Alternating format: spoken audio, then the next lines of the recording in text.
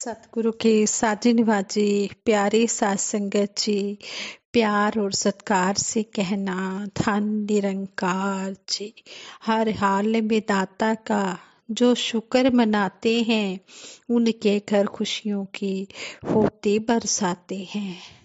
सात संगत जी, ये जो ब्रह्म विचार हैं, इनके द्वारा हमें यही सीखने को मिला है कि जो हर पल सतगुरु निरंकार दातार का शुक्राना करते हैं, सात संगत माँ का शुक्राना करते हैं, उनके घर खुशियां ही खुशियां आती चली जाती हैं।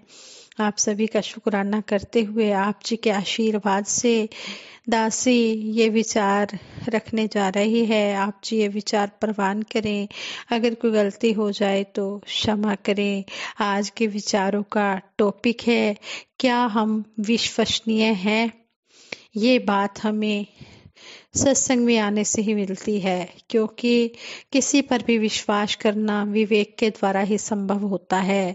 जब विवेक होता है तभी हम समझ सकते हैं कि किस पर विश्वास करना है और किस पर विश्वास नहीं करना है। तो कहते हैं कि बिन सत्संग विवेक ना होए, सत्संग के बिना ये विवेक बुद्धि नहीं आ सकती है। इसलिए सतगुरु हमें बार बार समझाते हैं कि हमने सत्संग को इम्पोर्टेंस देनी है। सत्संगत जी, किसी ने हमसे कुछ कहा, हमने उसे सुना। अब भूमिका शुरू होती है विवेक की। विवेक बताता है कि जो सुना गया वह यथार्थ है या कल्पना, असलियत है या कल्पना है। उसके बाद विश्वास का फैसला होता है। जिस तरह हम एग्जाम्पल देकर महापुरुष समझाते हैं, एक शेर जब बहुत बूढ़ा हो गया तो शिकार करने में अक्षम हो गया। भूख जो ना कराए वो थोड़ा है। उसने अपने गुफा से बाहर आकर एक बकरी से कहा कि देखो, अब तो मैं बूढ़ा हो गया हूँ, दांत और पंजे दोनों ही अब उतने मजबूत नहीं रहे, इसलिए मुझसे डरो मत। मैं तो अब पूरी तरह से अहिंसक हो गया हूँ। मैं अब किसी को मार कर नहीं खाता हूँ। कितने ही जानवर मेरी गुफा में आते रहे हैं, तुम भी निश्चिंत बेफिक्र होकर मेरी गुफा में आ जाओ, मिलकर सत्संग करेंगे। इस स्थिति में, इस सिचुएशन में जो भी व्यक्ति होता है वे असमंजस में जरूर पड़ता है, वे सोच विचार में जरूर पड़ जाता है कि शेर की लच्छेदार बातों का विश्वास किया जाए या नहीं। सही फैसला लेने के लिए विवेक की जरूरत होती है। बकरी ने विवेक से काम लिया और बोली, शेर से बोली, महोदय, आपकी बात विश्वास करने लायक नहीं है, क्योंकि आपकी गुफा में जानवरों के जाने के तो निशान हैं, लेकिन गुफा से बाहर वापस आने के कोई निशान नहीं दिख रहे हैं। शेर इस बात में असफल हो गया। संसार में हमें बहुतेरे मिलते हैं जो शेर की ही तरह अहिंसा वे सत्संग की बातें करके भोले भाले लोगों का को बरगलाते हैं। भोलापन बुरी बात नहीं है, लेकिन अविवेकी होना बुरा है। विवेक तो हर किसी का जागृत होना ही चाहिए, ताकि सही फैसला किया जा सके कि कौन विश्वास करने योग्य है और कौन विश्वास करने योग्य नहीं है। संसार में यह भी देखा जाता है कि कहीं कहीं तो विश्वास करना ही पड़ता है और कोई ऑप्शन सामने होता ही नहीं है।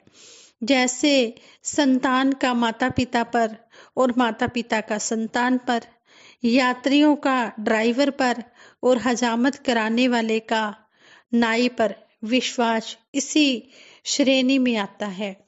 जहां विश्वास करने के अलावा कोई चारा ही नहीं हो, उसे अंधविश्वास ही तो कहेंगे। स्वामी विवेकानंद जी से एक बार किसी जिज्ञासु ने पूछा कि क्या अंधविश्वास से भी पार उतारा हो सकता है? स्वामी विवेकानंद जी ने कहा, हाँ, बशर्ते वह विश्वास अंधा ना हो जिस पर अंधविश्वास किया जा रहा है। एक ही वाक्य ने शंका का समाधान कर दिया।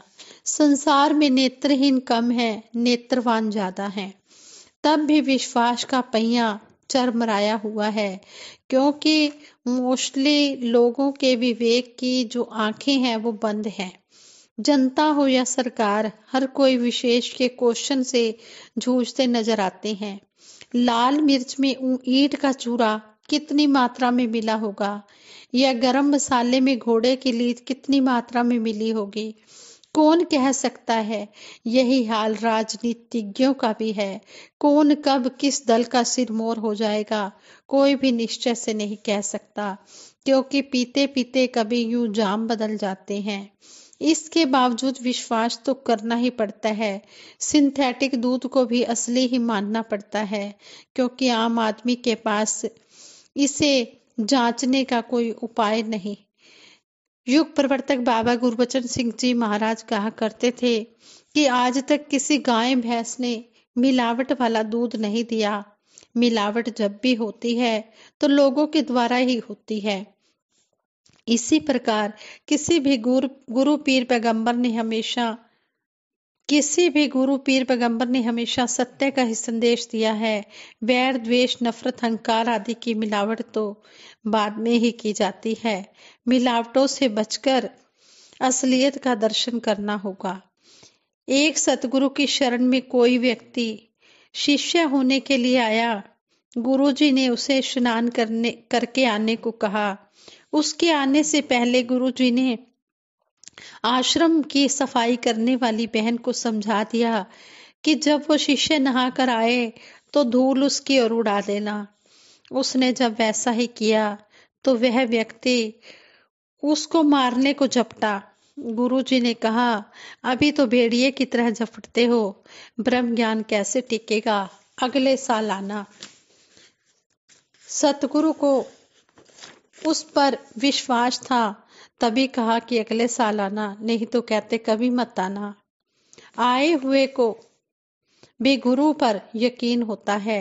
उसने संयम से अपने दुर्गुण को कंट्रोल में किया, मगर आते तो छूटते ही छूटती हैं। अगले साल भी जब वह पहुंचा तो गुरुजी ने उसे स्नान करने भेज दिया। इस बार उन्होंने उस सफाई करने वाली से कहा कि इस बार ज्यादा कूड़ा उसकी ओर उड़ाना। उस बहन ने वैसा ही किया। इस बार वह झपटा तो नहीं, लेकिन क्रोधित बहुत हुआ। ऊंची ऊंची आवाजों में बोला। गुरुजी ने कहा, अभी तो कुत्ते की तरह भौंकते हो, ज्ञान कैसे टिकेगा, अगले साल आना। अगले साल वह शिष्य फिर लौट आया गुरुजी के पास। गुरुजी ने फिर उसे स्नान करके आने को कहा। उसके जाते ही उन्होंने उस बहन को, सफाई वाली बहन को बुलाया और कहा कि इस बार कूड़े की पूरी टोकरी उसके ऊपर उल्ट देना। उसने उसी तरह उसके सिर पर टोकरी कूड़े से भरी हुई उल्ट डाली, लेकिन इस बार वह आए हुए का जो मन था वो पूरी तरह से अंदर से बदल चुका था। वह हाथ जोड़कर बोला, बहन, मैं तुम्हारा एहसान कभी नहीं भूल सकता, तुमने ही मुझे इंसान बनाया है। गुरुजी ने उस शिष्य को अपने गले से लगा लिया और पूरा ब्रह्म ज्ञान, उसकी जो जिज्ञासा थी, उसकी झोली में वह ब्रह्म ज्ञान उसकी जिज्ञासा के कारण डाल दिया। यह है आपस में विश्वास की विजय। आध्यात्मिक जीवन में हमें 3 प्रकार के लोग देखने को मिलते हैं। पहली प्रकार उन शिष्यों की है जिनका परमात्मा पर विश्वास 100% पूर्ण होता है। वे ऐसे व्यक्तियों की तरह होते हैं जो उस नाव पर सवार हैं जो बिल्कुल सक्षम है। उनके भवसागर से पार होने में कोई शक नहीं। दूसरी प्रकार ऐसे व्यक्तियों की है जिनका परमात्मा या सतगुरु पर विश्वास भरोसा बिल्कुल भी नहीं होता। वे अपने मन के कहे अनुसार चलते हैं। ऐसे लोग मनमुख कहलाते हैं और वे ऐसे व्यक्तियों की तरह होते हैं जो ऐसी नाव में सफर कर रहे हैं जिसमें सुराख है। तीसरी प्रकार के व्यक्ति वे हैं जो कभी तो पूरा विश्वास करते हैं और कभी बिल्कुल डोल जाते हैं। वे गिरगिट की तरह रंग बदलते हैं। ऐसे लोग उस व्यक्ति की तरह हैं जो 2 नावों में सवार है। पहले प्रकार के व्यक्तियों की जीवन यात्रा की सफलता तय है। दूसरे प्रकार के व्यक्तियों की जीवन यात्रा भी सफल हो सकती है, यदि उन्हें कोई ऐसा प्रेरक व्यक्तित्व मिल जाए जो उनके मन बुद्धि में परमात्मा को बसा सके। और तीसरे प्रकार के व्यक्ति कभी भी सफल नहीं हो सकते, क्योंकि दो नावों की सवारी से कभी भी पार उतारा नहीं हो सकता। हम बहुत ही लकी हैं, सौभाग्यशाली हैं, किस्मत वाले हैं, बहुत अच्छी किस्मत वाले हैं कि सतगुरु ने हमें ना तो 1 साल बाद स्नान करके आने को कहा और ना ही किसी से हमारी परीक्षा लेने को कहा। उन्होंने हमारे बारे में कोई जांच परख नहीं की, बस हमें ब्रह्म ज्ञान दे दिया इस विश्वास से कि यह मुझसे किए गए 5 प्रणों को मन बुद्धि हृदय से स्वीकार करेगा। क्या हम इस विश्वास पर खरे उतर रहे हैं? यदि हम इस विश्वास पर खरे उतर रहे हैं तो फिर हम ये इस ब्रह्म ज्ञान को पाने के अधिकारी हैं। फिर हमारे जीवन की यात्रा की सफलता पूरी तरह से निश्चिंत होकर ये तय हो सकती है। हम भव सागर से पार हो सकते हैं। ये सतगुरु की शरण में आकर हमें जो सतगुरु ने मौखिक रूप से ही हमने समर्पण किया और सतगुरु ने हमें 5 प्रण लिए हमसे और हम पर विश्वास किया और विश्वास करके ब्रह्म ज्ञान हमारी झोली में डाला। अब सतगुरु के चरणों में यही अरदास करते हैं, सच्चे पातशाह जिस तरह आप जी ने हमें अपने विश्वास के लायक समझा, इसी तरह हमारा विश्वास अटूट विश्वास बना रहे। आप जी हम पर अटूट विश्वास इसी तरह हमारे ऊपर बनाए रखें, इसी तरह हम आप जी के चरणों में जुड़े रहें। हमारी कोई ताकत नहीं है कि हम जुड़ पाए, ये आप जी की कृपा है, आप जी का रहम है, आप जी का आशीर्वाद है जो आप जी विश्वास करना भी सिखाते हो और हमें इस रास्ते पर सेवा सिमरन सत्संग के रास्ते पर भी चलाते हो। हम आप जी के अति शुक्रगुजार हैं।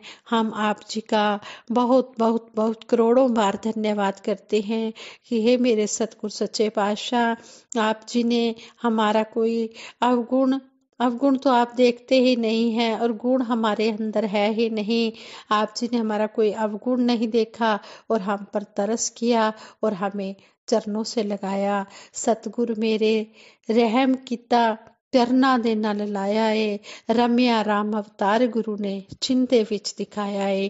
सतगुरु की शरण में आकर झुकने की देर है, ये पल में इस रमे हुए राम के दर्शन करा देता है। सच्चे पातशाह इसी तरह आप जी अपनी कृपा हर पल हर श्वास बनाए रखना, हर श्वास में हो सिमरन तेरा यूं बीत जाए जीवन मेरा। विश्वास जो करते हैं वो सब सुख पाते हैं, ले लेके चरण धूले गुरमुख मुस्काते हैं। जिसके मन में पूरी तरह से 100% विश्वास बस जाता है वही हर समय सुख ही सुख पाते चले जाते हैं। संतों महापुरुषों की चरण धूलि को अपने मस्तक पर लगाते हैं और यही सबसे बड़ा खजाना समझकर सतगुरु का आशीर्वाद लेते हुए अपना जीवन तय करते हैं। साथ संगत जी प्रेम से कहना, धन निरंकार जी।